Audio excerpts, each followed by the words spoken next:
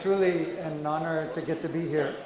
I have to say, first and foremost, thank you to each and every one of you, correspondent, promoter, owner, entrepreneur of your respective schools, because you truly, as a group, have inspired me and given my life new purpose over the last decade. Because before that, I did not even know that budget private schools existed. I thought that private schools were the domain of the wealthy children, because in US that's what it's like. I'm from US, and the wealthy kids got to go to private school. And I was amazed, and I couldn't believe it when I heard about budget private schools.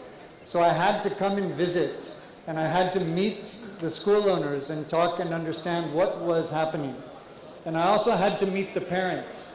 And one thing that really convinced me in the end, when I talked with parents, I asked these mothers and these fathers, why would you send your child to private school, which would cost 15%, 20% sometimes of your household budget, when there is a free alternative? Why would you be so crazy as to spend that much when there's a free alternative? And the parents would say, because the teaching quality is better, because I get to learn English, my child gets to learn English, because the school owner is accountable and listens to me when I have issues, because it's closer to my home, etc., etc., many, many reasons.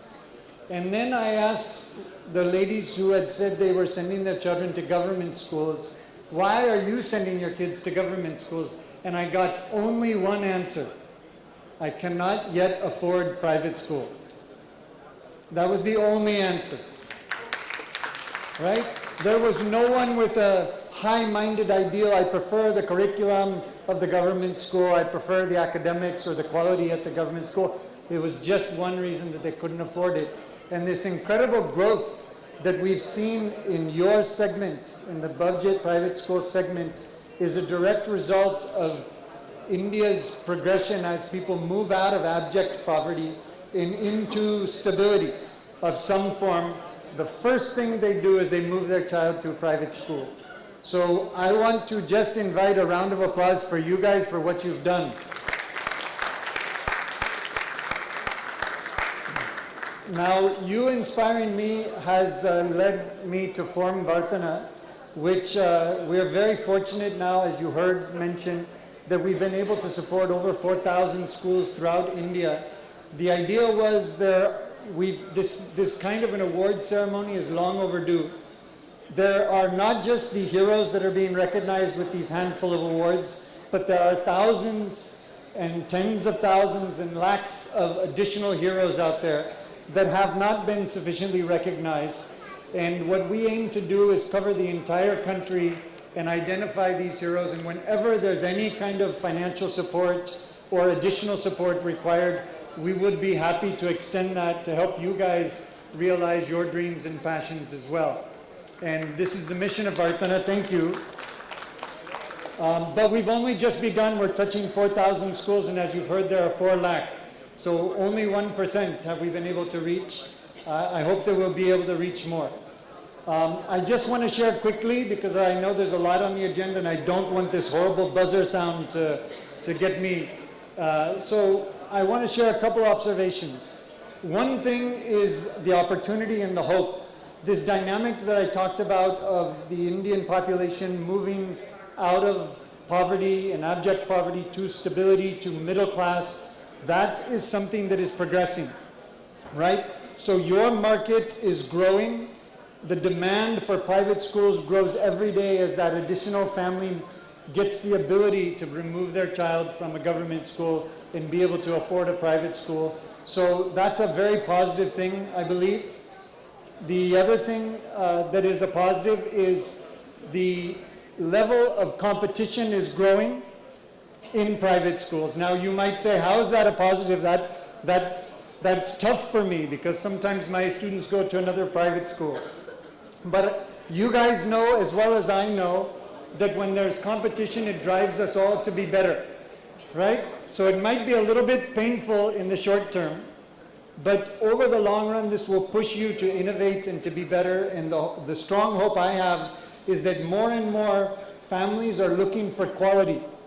that used to just compete on whatever private school is close to my home. And now they have a choice. And they're competing, they are identifying the school that fits their needs. And every parent actually defines quality differently. And so this is one of the things that I want to encourage you is quality, though we all are pursuing it and it will become the important factor for your future success. Quality is defined differently by every family, and there are so many opportunities for each of you to differentiate yourself. I think we've heard wonderful examples in the award categories. Some parents are looking for a school that emphasizes innovation. Others want a school that emphasizes the arts. A couple parents want there to be an emphasis on engineering, I don't know, a couple, or medical. But every family has an opportunity to be identified with a school that addresses what they want. So the market is growing, the demand for quality is becoming more sophisticated, and these are great opportunities for you to continue to grow. Now, challenges are there, and I think we've heard loud and clear the challenges mentioned. One, it will not stop the challenge that will come from government, right? And this is a number of issues. You've heard me say the two reasons why your sector has grown is because families have come out of poverty and because the quality of the government system is not what it should be, right? This is not something that government is proud of, right? So anything that can be done to try and patch over this visibility, to hide this, will be done, whether it's luring kids to government schools with subsidy, or making life very difficult for you. And I can tell you that is not going to change. So I think efforts like NISA and all of the efforts to get all of these individuals together and have some strong force together is imperative for the future of the sector. And I want to recognize and congratulate those that are working to that end. One of the things that inspired me about the segment was how it is not a top-down initiative, right? Government is top-down, large corporations are top-down. The beautiful thing about the budget private school movement, it is hundreds of thousands of individual entrepreneurs that are taking initiative to address a need in their community. So I want to congratulate you guys on that, but the challenge of that is divided. It is very difficult to represent against the power that is centralized. And so these efforts of grouping together are going to be very important, because I can tell you it will only get more complicated moving forward. The other thing that I want to make sure and mention is, as the segment grows, you can very much bet on the fact that private capital, not just from within India but from outside of India, will consistently come into the space. And you will find yourself one of these days not competing with the independent school owner down the block. You will find yourself competing with an international education company that has a ton of resources and has the ability to make losses for 10 years in order to win over the market, right? So I want to put you on alert. Don't be naive that this comfortable domestic individual small-time individual operator space will exist forever. Be prepared for this inflow of capital that will come. It is coming, I guarantee you, right? And as such, and on the back of what you heard Sumit talking about earlier today, these changes in the world, the pace of change that we are experiencing today is accelerating. It's moving faster than ever. And you know that when you're walking slowly, you can afford to look right in front of you and avoid the pitfalls that are right there. But you know that as you sprint, as you begin to run, you cannot afford to be looking down at your feet, because you will fall off the cliff that you're racing towards before you see it coming. So with this pace of change, I want to encourage each and every one of you to be thinking always many years out. You know how difficult it is to change a school. You cannot change anything about a school from one day to the next, anything that's significant or matters. It takes time.